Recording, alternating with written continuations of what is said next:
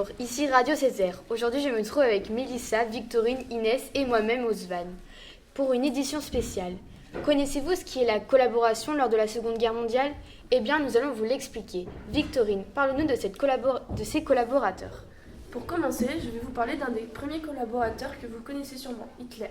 C'est un homme d'État allemand qui a occupé une partie de la France lors de la Seconde Guerre mondiale.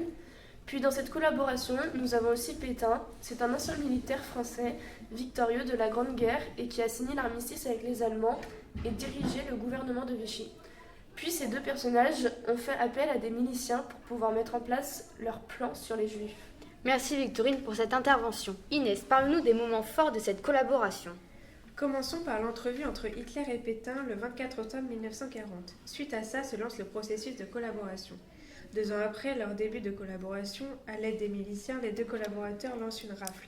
Cette rafle du 26 août 1942 est appelée la rafle du Vel'd'Hiv.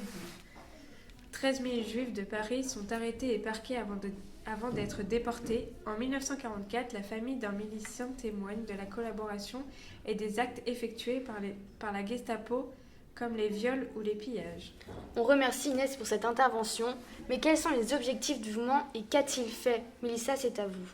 Tout d'abord, beaucoup d'affiches de propagande pour le régime de Vichy sont mises en place. Le saviez-vous, la police française met en place des lois contre les juifs. Des camps de concentration et d'internement sont installés en France. Les objectifs de ce mouvement sont de persécuter les juifs, de défendre la zone libre, d'aider le régime nazi avec les exterminations et de se faire passer pour des vainqueurs alors qu'ils ne le sont pas. Je vous remercie toutes les trois pour ces explications qui ont pu, je l'espère, aguerrir les idées de nos auditeurs sur ce qui est la collaboration lors de la Seconde Guerre mondiale. À bientôt pour un nouveau numéro.